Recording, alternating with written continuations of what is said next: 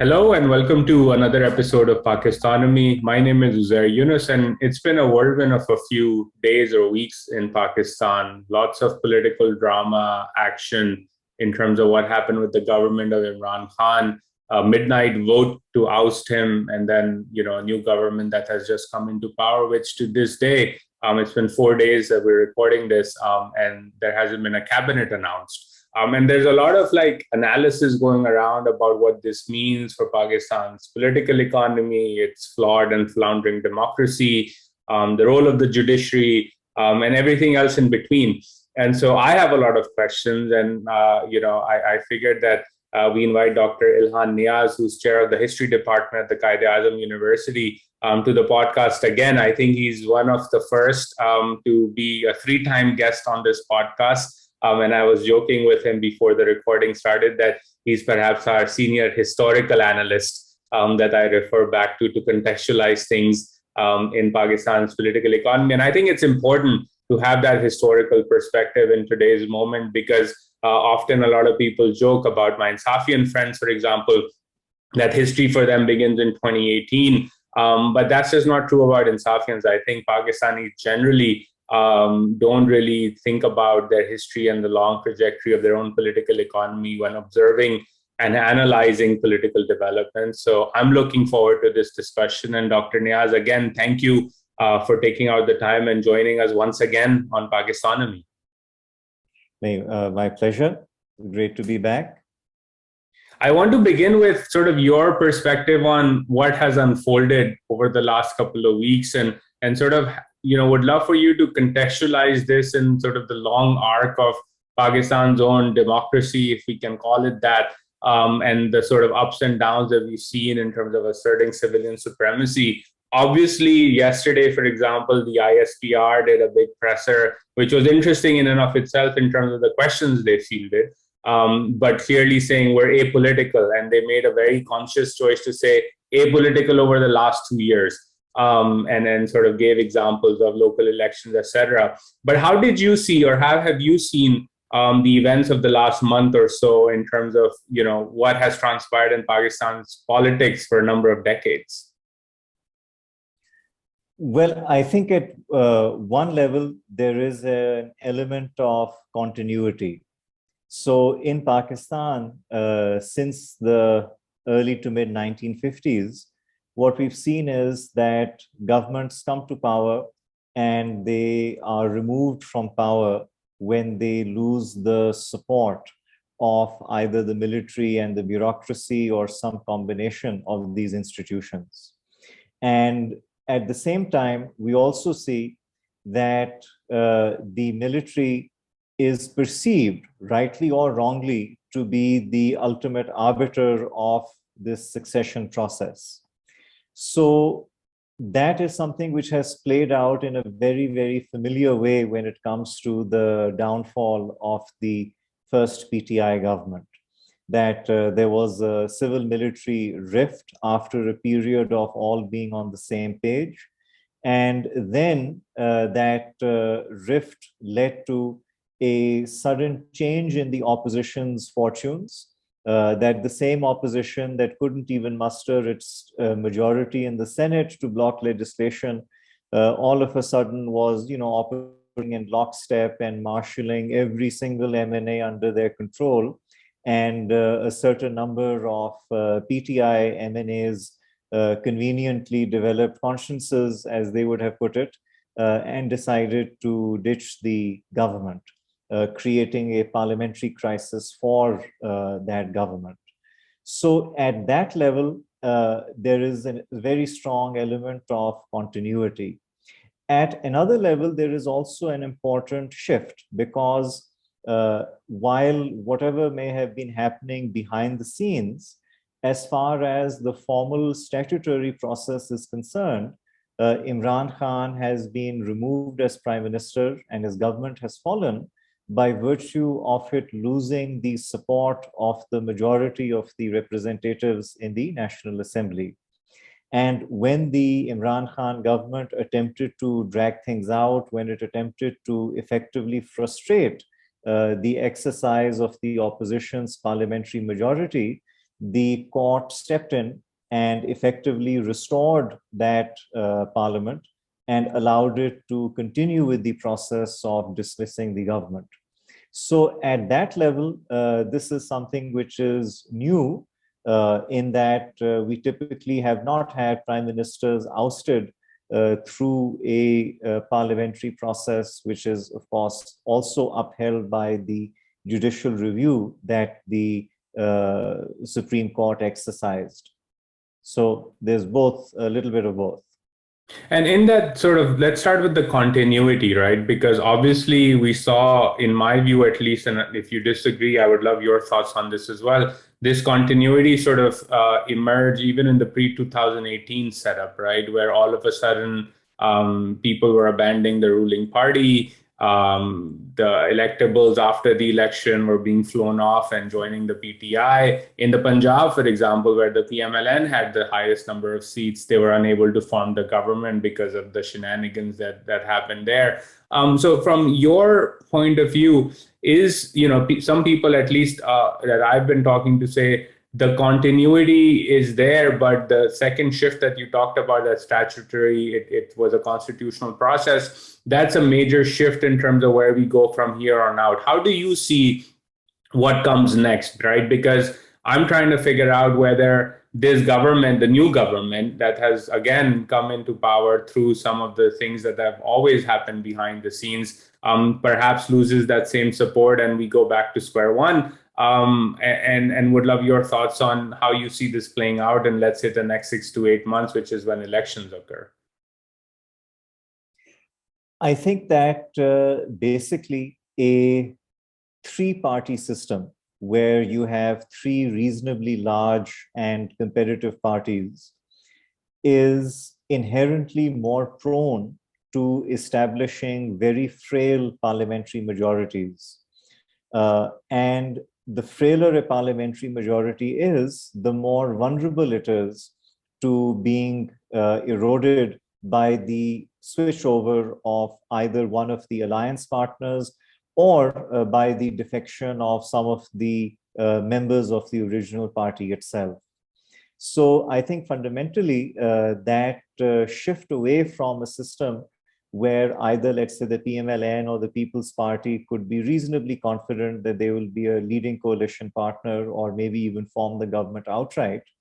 We're now in a situation where even if, let's say, the PTI is ousted, and even if it does not win in the next elections, it should still get enough seats in order to seriously damage the ability of the PMLN to form a simple majority outright.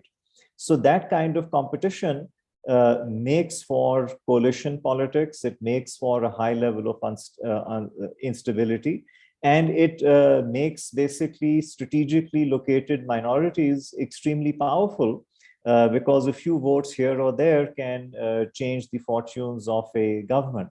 And that, of course, in turn means that whatever government comes into existence, whether it is the PTI or whether it is the PMLN, it will have to rely upon a coalition of electables and allies and independents who sort of bandwagon with it and can also get off the wagon if they decide that it is not in their interest to continue, or if they feel that they are under some kind of pressure, clandestine or otherwise, to reconsider their political loyalty. So from that perspective, and I have a question in the sense about Imran Khan's own strategy right now, right? He's obviously been very vocal over the last few weeks and in his protests as well, that those opposed to him are the Jafars, they are traitors to the country. And then sort of there's this increasing belief that the popularity or the sympathy for Imran Khan after what transpired over the last few days means that they feel they're in a stronger position to come back with higher numbers in the next elections or thereafter, and therefore they can burn those bridges.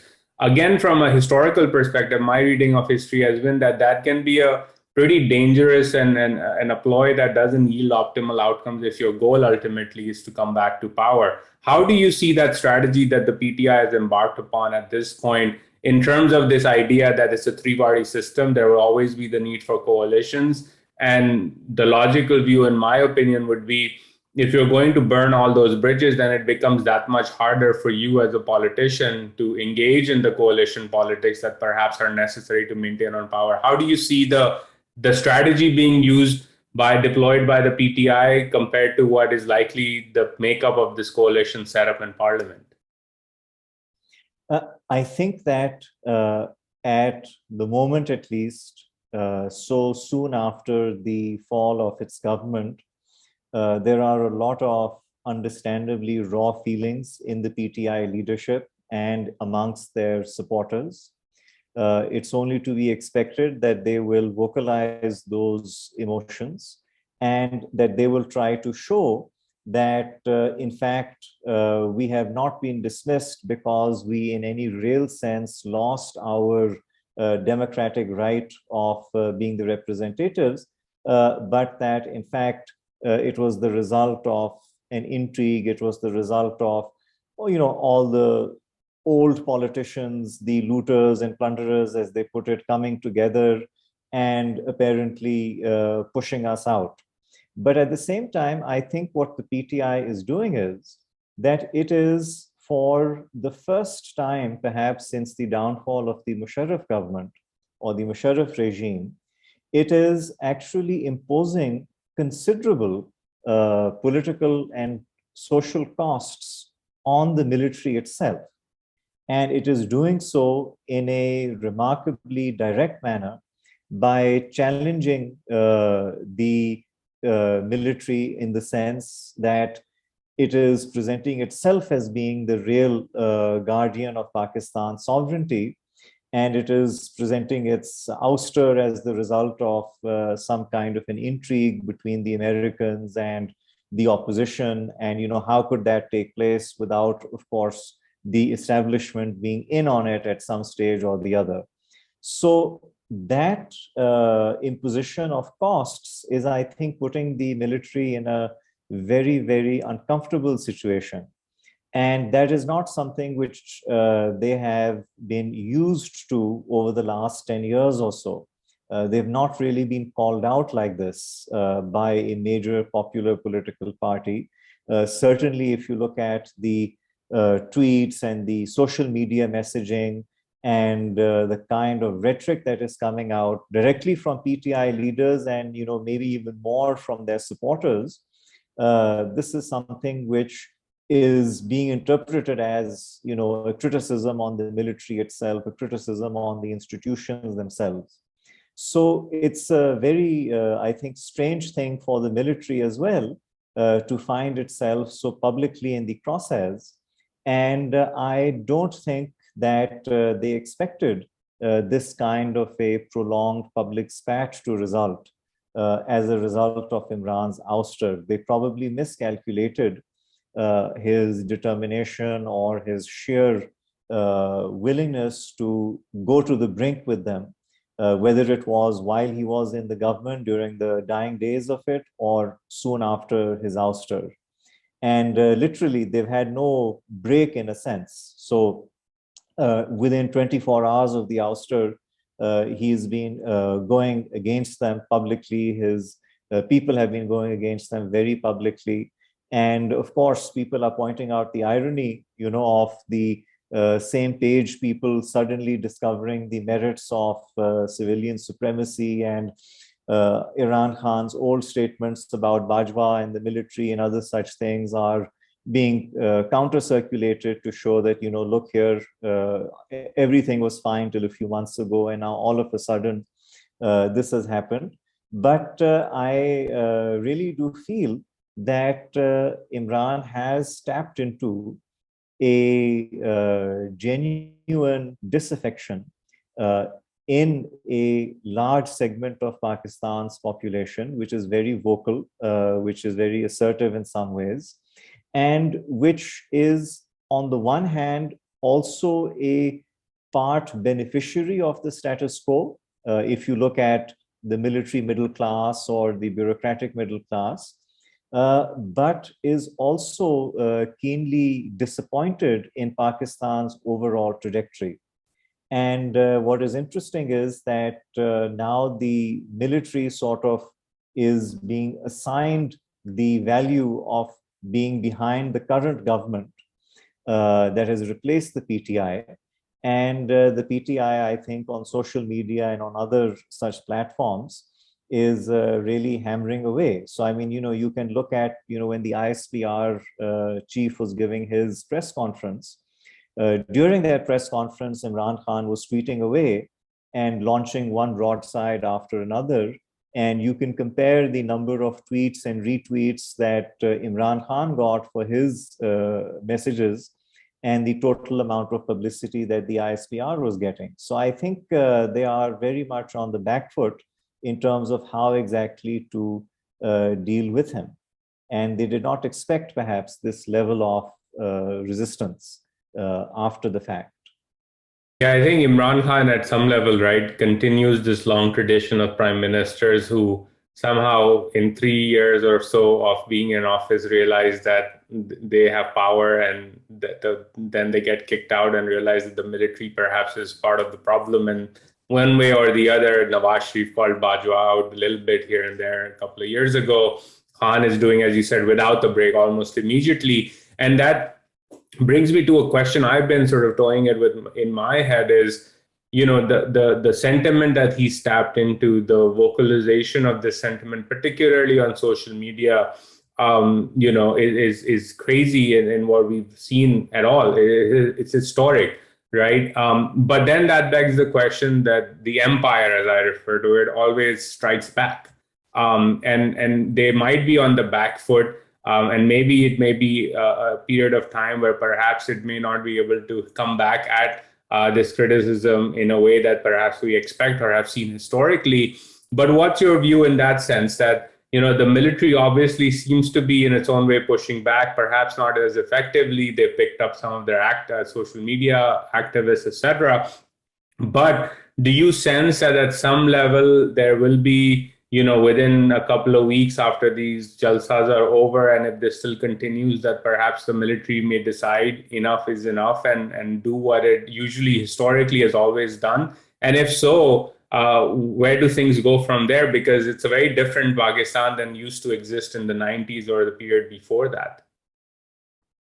Yeah, I think in this respect, the military's options will be somewhat constrained by the nature of the demographic that is supporting Imran Khan.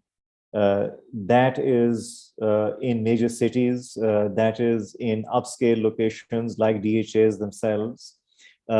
So the ability of the military to do much about people of that nature is limited because they are in a way drawn from the same pool. But at the same time, I think that the military in structural terms remains in a very, very strong position. And if there is any weakness, that weakness might actually end with Bajwa's tenure and with the assumption of the Chief of Army Staff slot by another army chief in a few months' time. So I don't think that the military can at all be written off. I think that the residual strength of the military is enormous. It is something which has very much proven time and again its ability to stay and its ability to return, although it does periodically take a few steps back when the heat gets too much. But in this case, I am not entirely sure that we are actually looking at any kind of permanent military retreat from interference in the political process. At the most, it might be a rhetorical, taking a few steps back. But with a fragile three-party system, the ability to deliver key constituencies into the lap of one party or another and swing things for a parliamentary majority in one way or the other is always going to be very, very considerable. So I think that we should not perhaps read too much into the present spat. If this continues for another several months into the elections, if this kind of strident rhetoric becomes basically the bread and butter of the PTI going into the next elections, then you may well see a far more direct response. But for now, it seems as if that you basically have an exchange of these messages and an exchange of these statements coming out. So one of the things that obviously has been a subject of much debate, you've done research on this as well, is the role of the superior judiciary in all of this, right? People have been asking the question, well, how come the Supreme Court and the Islamabad High Court opened their doors in around midnight, right? And then sort of signaled to Parliament that if the Speaker does not obey its orders, then they will be held in contempt. And there were clear indications on the media that they would arrest them, etc. And people say, well, look, here's another evidence of this conspiracy. Everyone's in on it, including the judiciary and the establishment, right? But you've done research that shows that the judiciary itself has emerged as an important sort of center of power. And has shifted the center of gravity to an extent institutionally within Pakistan's political system. How have you sort of analyzed and assessed the role the superior judiciary has played throughout this crisis, particularly that late night opening of the courts? Well, I think that when the Supreme Court took notice of what had happened in the Assembly and started to hold hearings, for the Supreme Court to do this meant that it was of a mind to actually intervene and take a decision on this particular issue.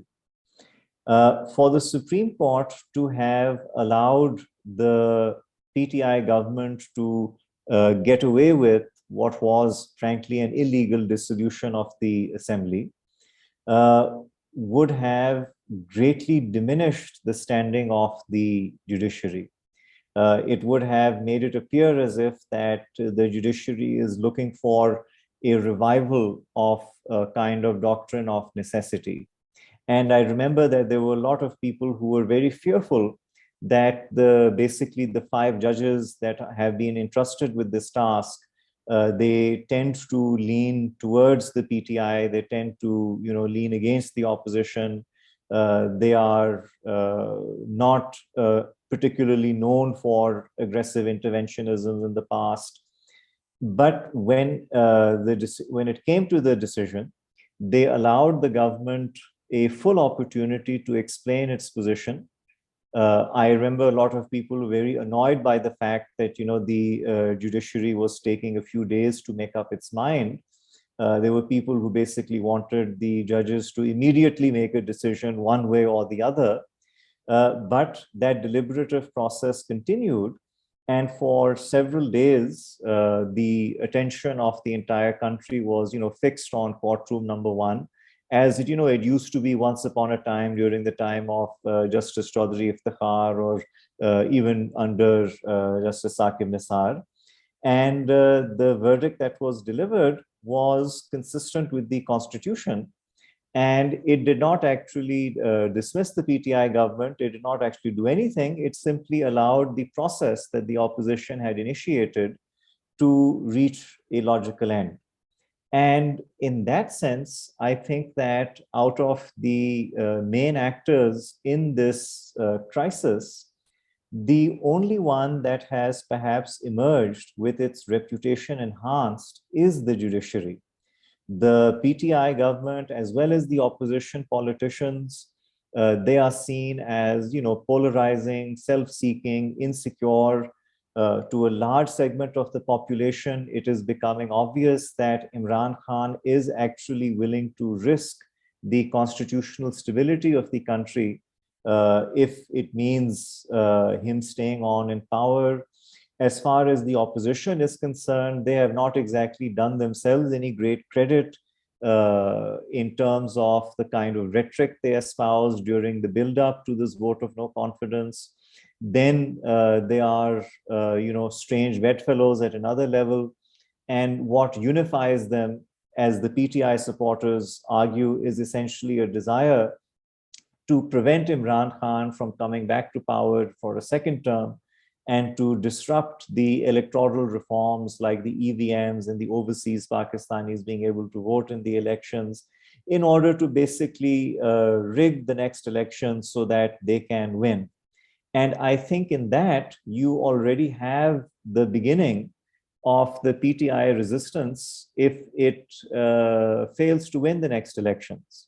That, you can already see that it will argue that, obviously the elections were rigged, and that was the whole point of the coup against us. It was the whole point of the regime change, as they put it, against us.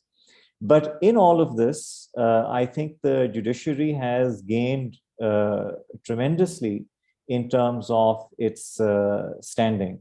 It has shown the ability to not only stand up to the civilian executive, which it has done before many, many times, but it also appears to have, through very firm measures, signaled to the civilian government that there will be serious consequences if they persist in trying to subvert the constitutional process.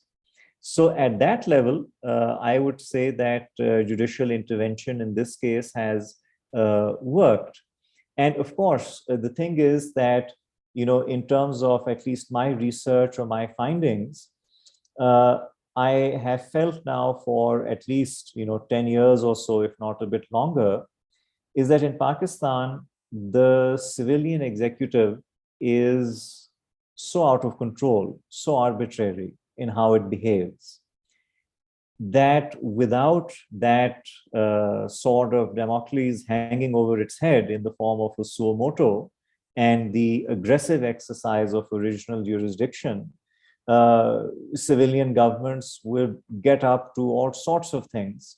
And we have seen that in terms of the PTI as well, that, the kind of desperation and the kind of brinksmanship that we saw in its final few weeks, it really actually brought the country to the verge of a constitutional breakdown.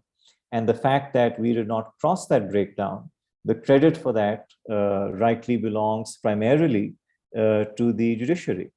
So the judiciary has restored parliament, and parliament has dismissed the prime minister.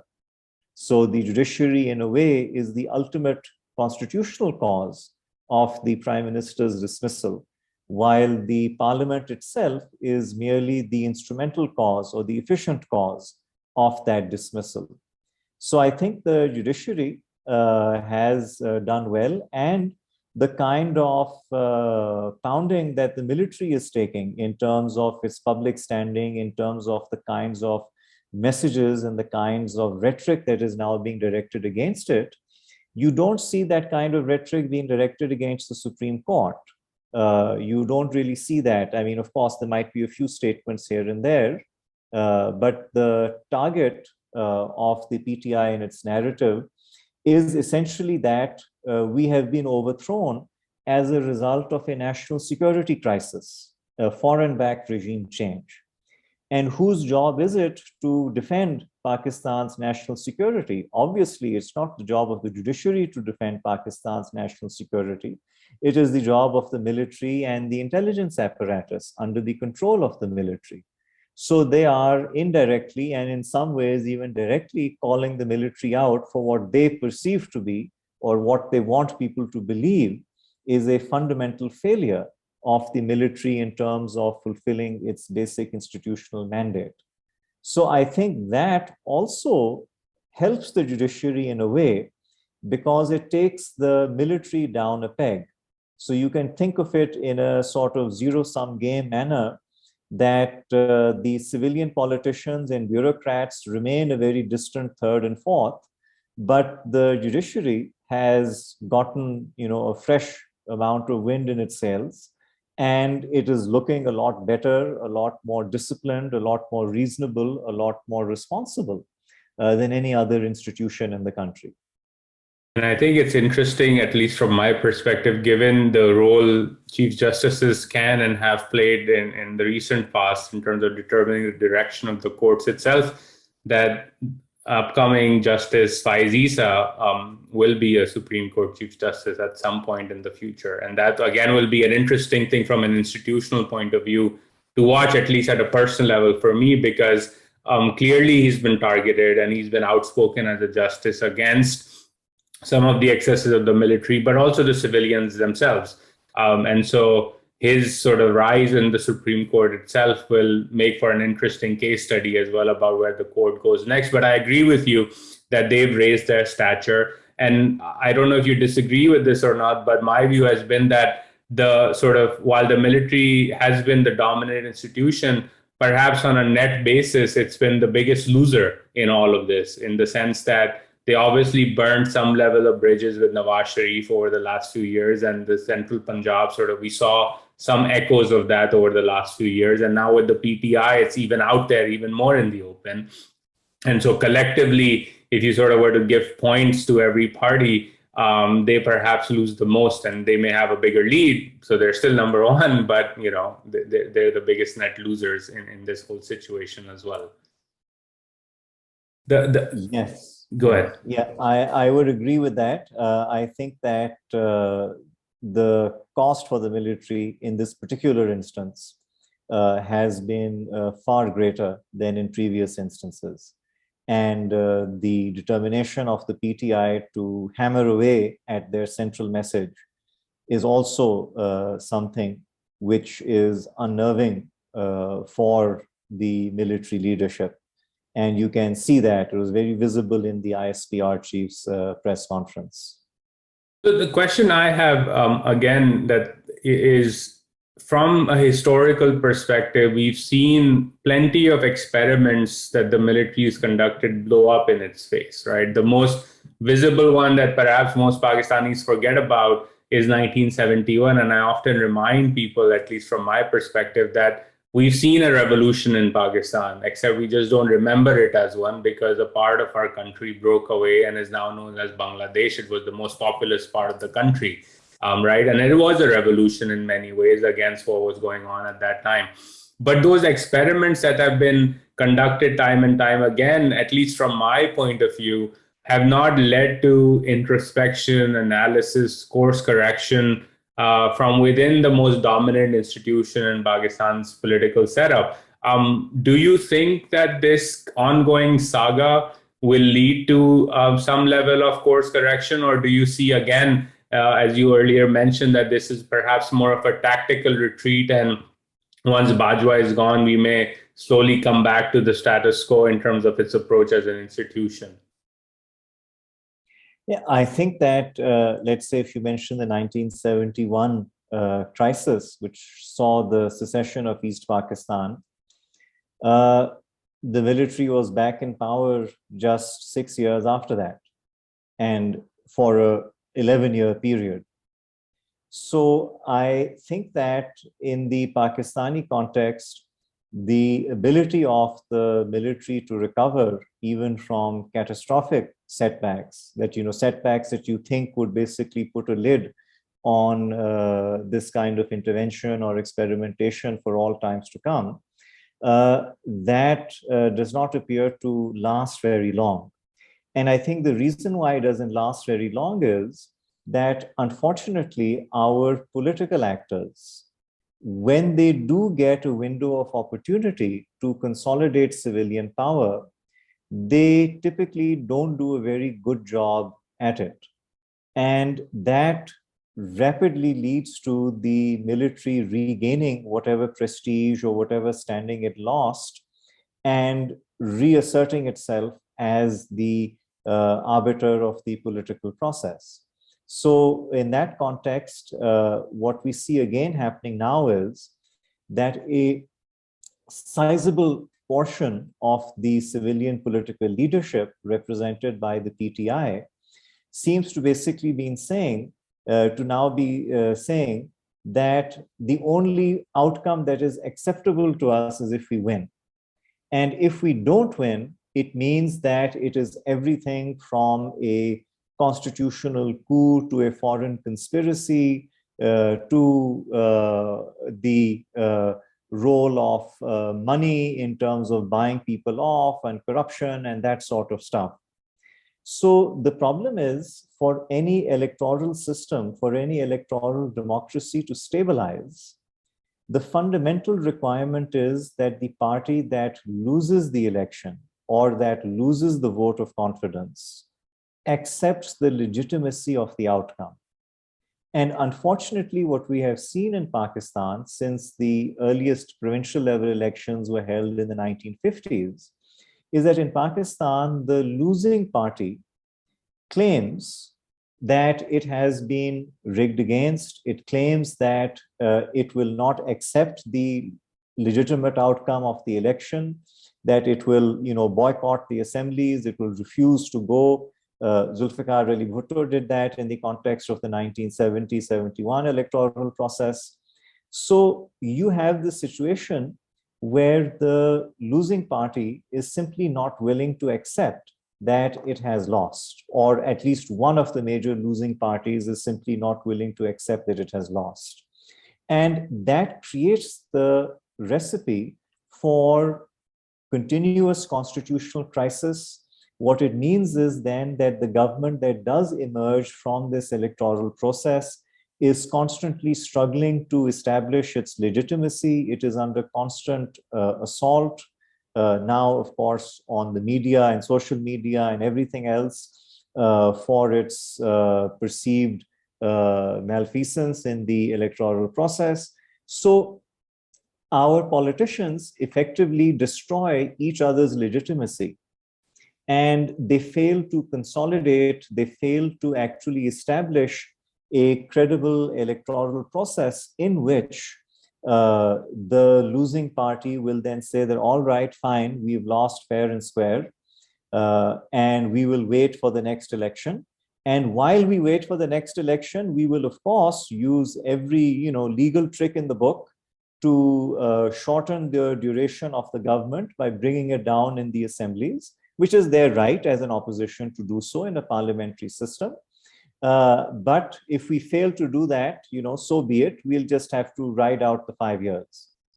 So that maturity, unfortunately, we have failed to develop in Pakistan. And Imran Khan in particular is, I think, taking us further away from that maturity that is required for a constitutional democratic system to stabilize. In a way, the People's Party and the PMLN, after doing a lot of terrible things to each other during the 1990s, did seem to come to this conclusion that, okay, fine, we are not going to engage in the kind of destabilization of each other's governments that we did during that decade. So, which Imran Khan calls or refers to as mukmuka at that time when it began. Exactly, which he calls it, this is basically a rotten arrangement. This is basically fixing of the democratic process, a subversion of it. So the PTI is clearly not buying into that part of the narrative, and they are not going to either if they lose.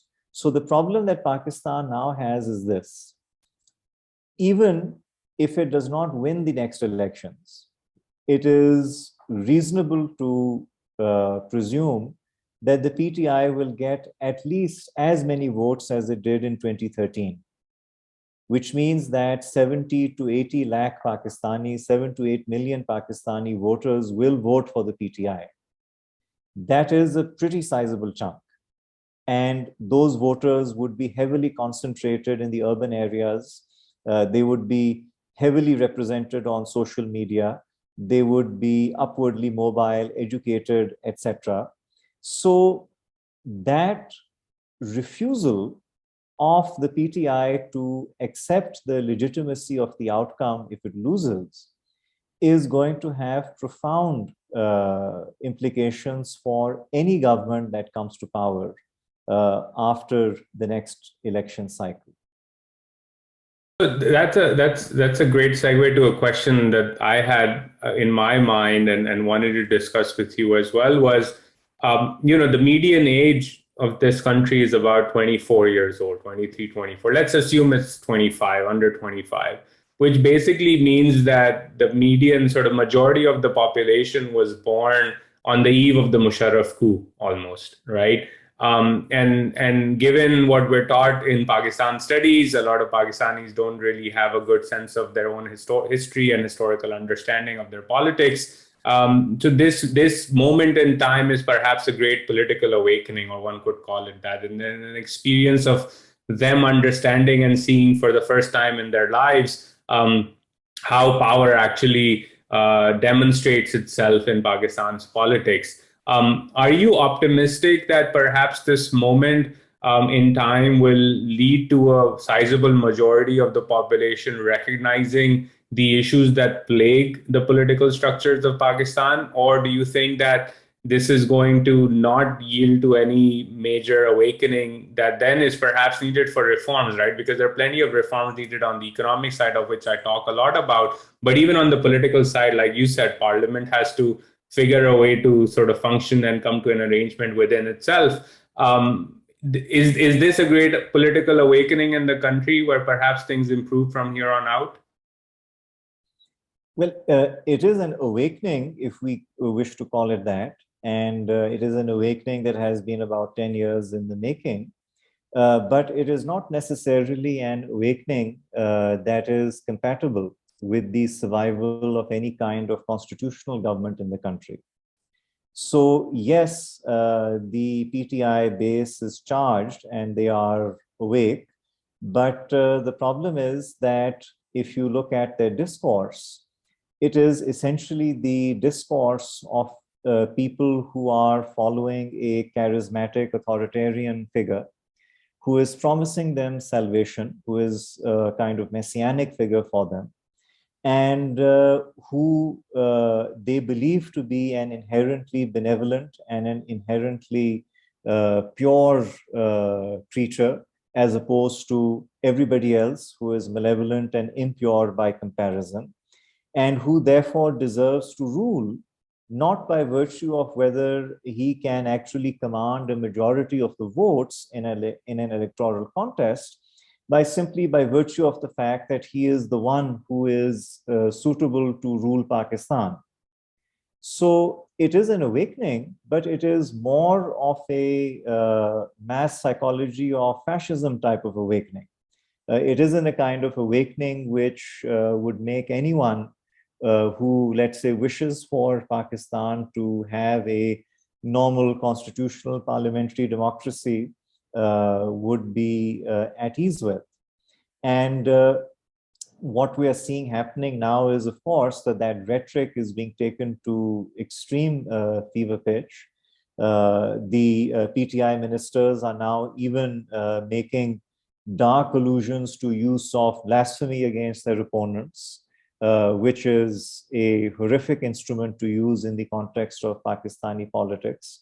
Shiri Mazari tweeted about this today, referring to the opponents as people who did not believe in the finality of the Prophet, peace be upon him. Yes, and while she was human rights minister, she was extremely concerned with the human rights of everybody living outside of Pakistan, not so much as what was happening within the country. By her own admission, for example, the bill on enforced disappearances disappeared.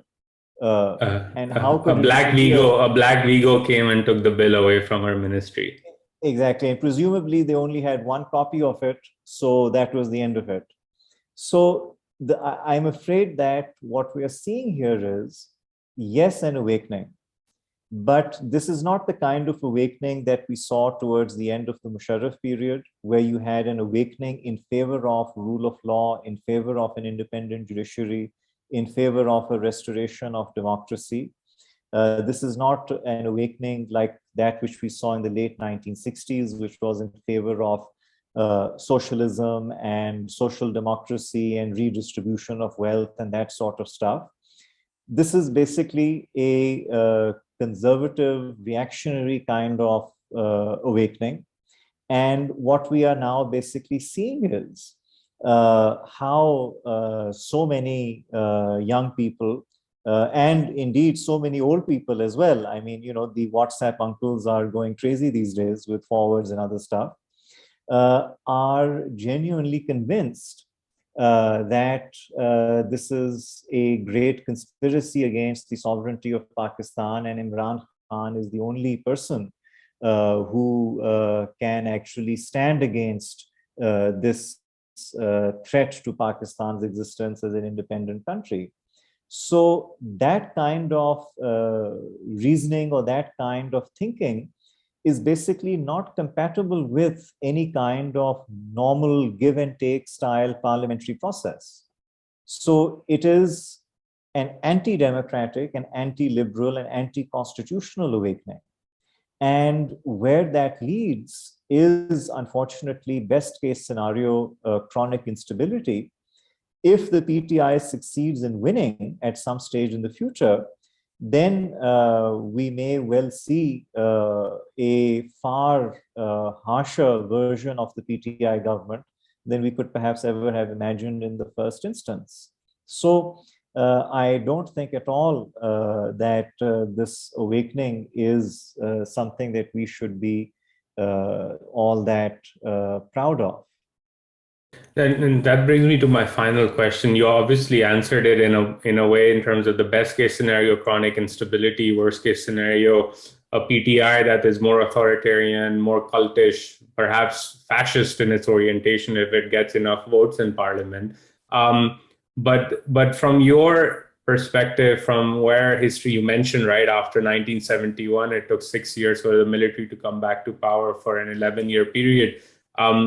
Is there a realistic scenario where perhaps the instability from the best case scenario leads to some level of, not some level, another military coup, or even on the other side where perhaps we're seeing, as you mentioned, the core base of the PTI support is coming from the military middle class and the bureaucratic middle class? Is there even a risk of institutional fracture within the military on the other end, where perhaps the cultish believers within the military itself lead to some level of chaos in the institution? Like what does the military do in either scenario? I think for the military, as well as for the parliamentary opposition that is now in the government, there are very few good options in the short term. The military used the PTI. It aligned itself with the PTI. It empowered the PTI to go down the kind of aggressive rhetorical path that the PTI took. And then when it tried to basically switch it off, it turned out that, well, yes, it can still dispose of the PTI as a government, but it can't necessarily dispose of the PTI as a political force or as a social force. So I'm afraid that from the military's perspective, while at one level this instability basically will enhance the role of the military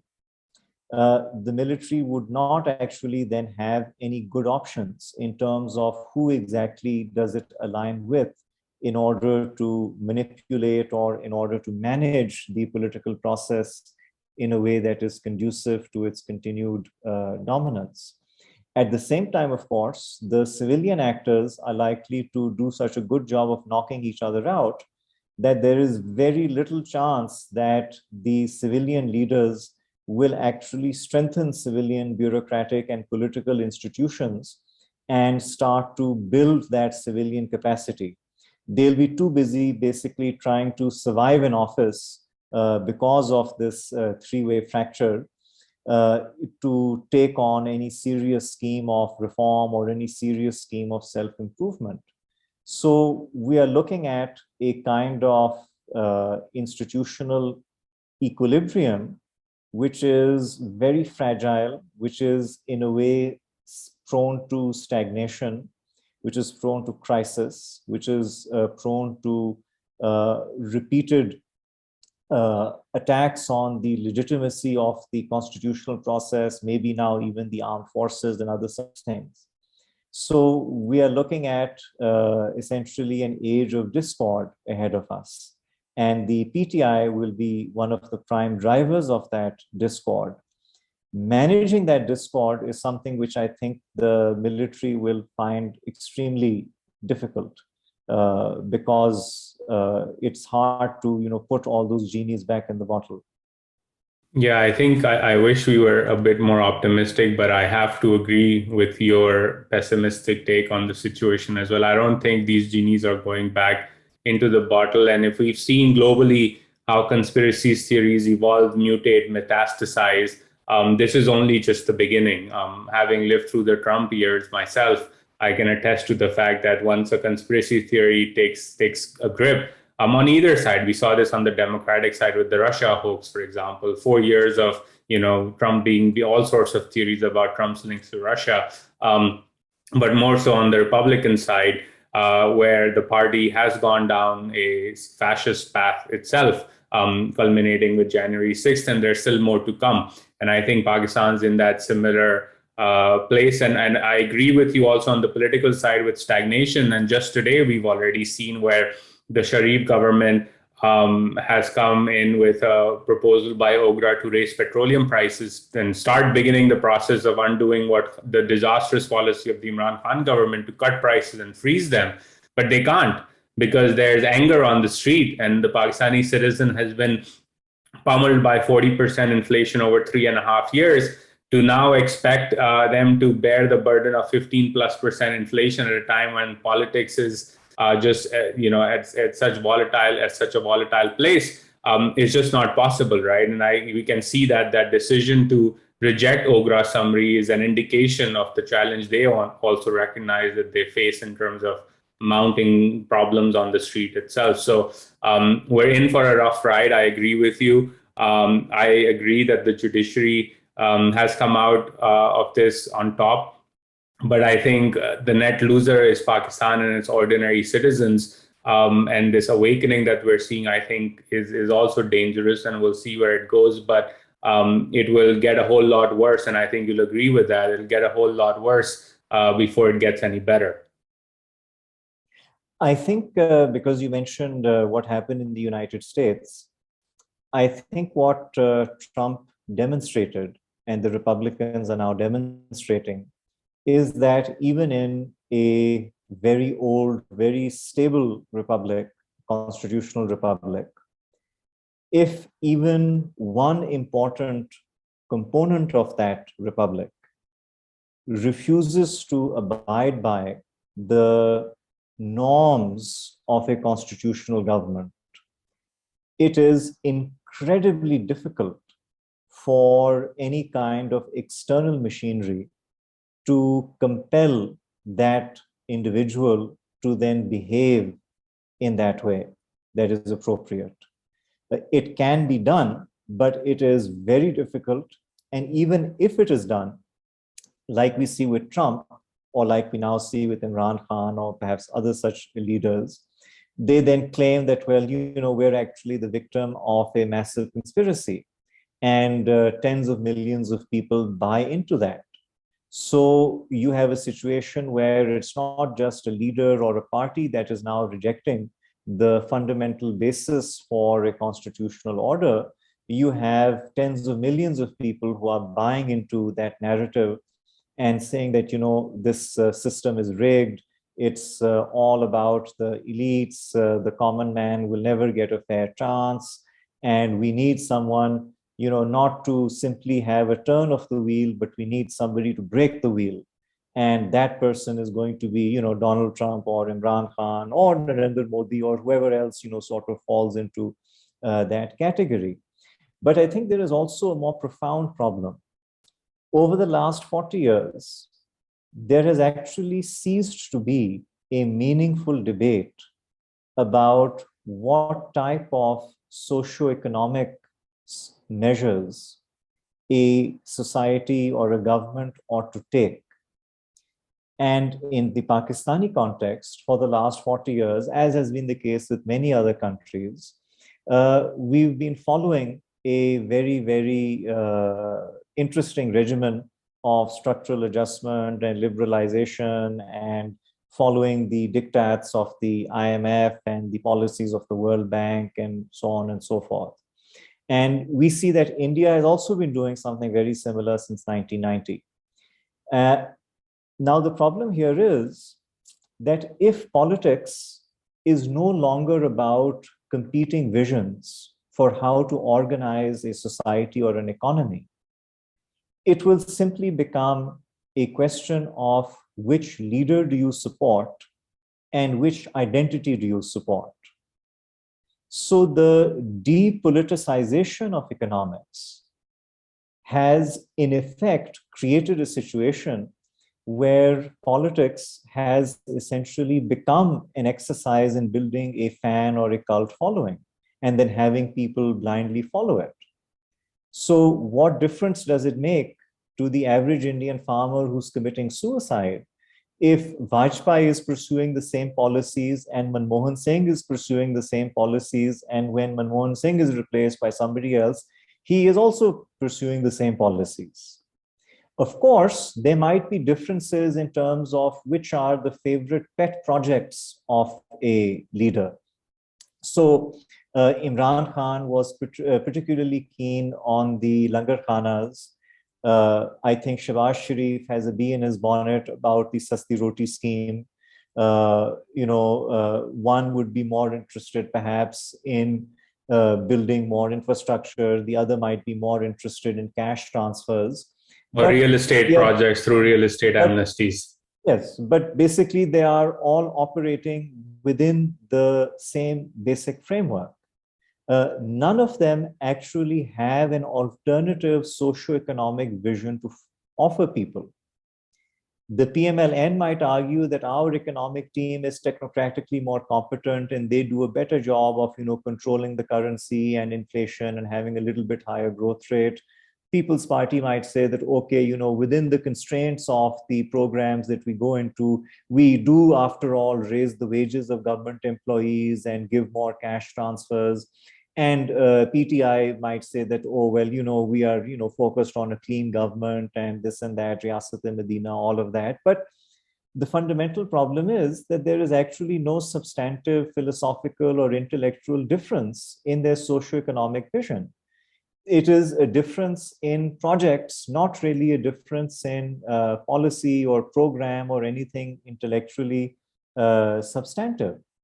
So I think that hollowing out of politics, that basically once politics ceases to be a debate about the best way to improve people's lives, it turns into a debate about the best way to manipulate people in order to sustain a status quo for a tiny elite that is extracting resources from everybody, regardless of whether the Democrats or the Republicans or the PMLN or the PTI or the People's Party are rotating into and out of power.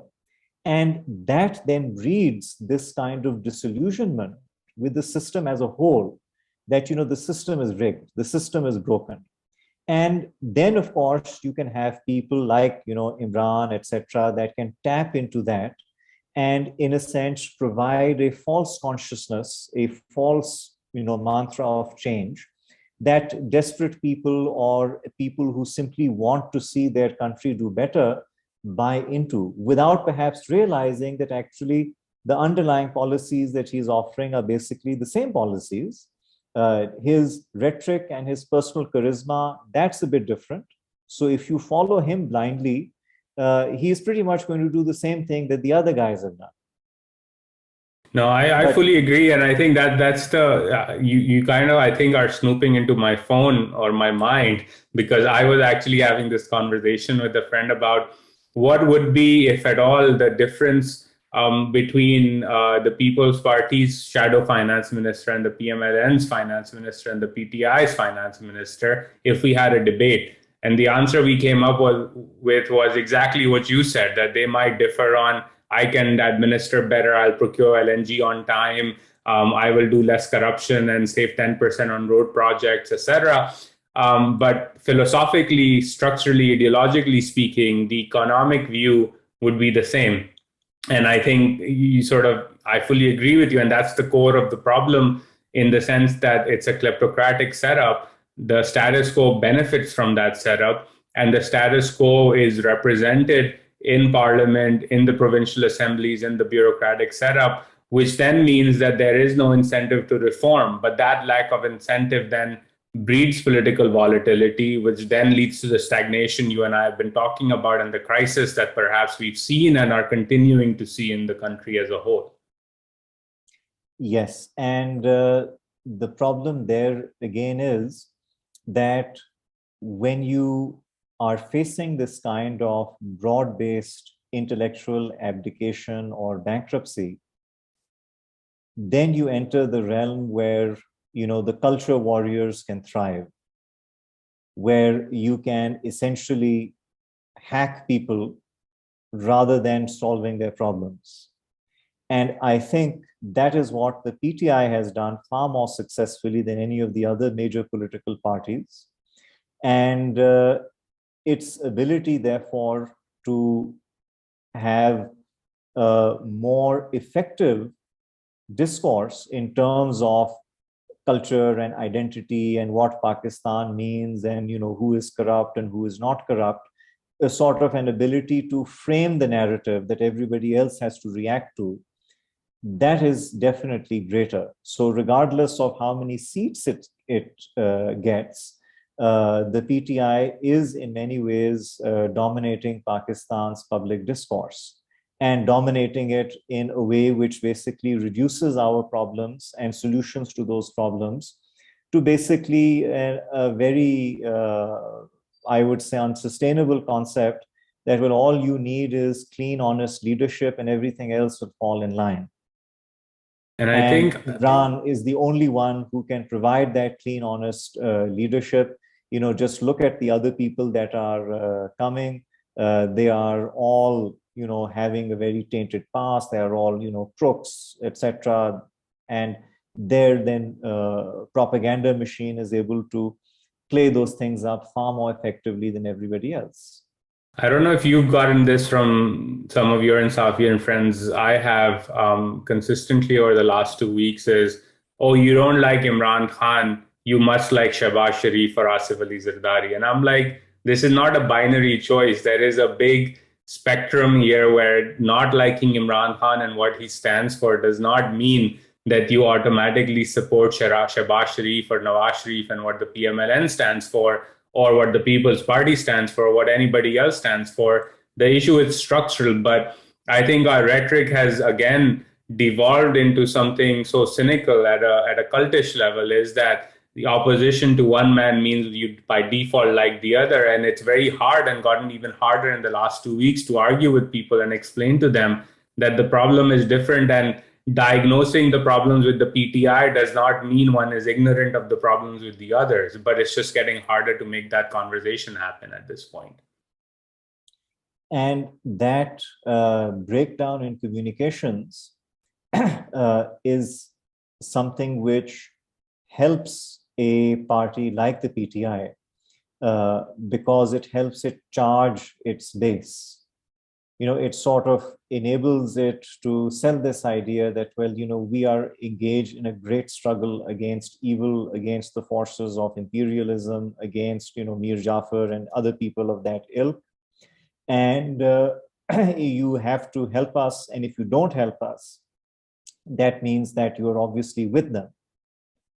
So I think, that binary, which is something which politicians of such a nature are good at creating and selling, is something that we are seeing the PTI now marketing very, very aggressively.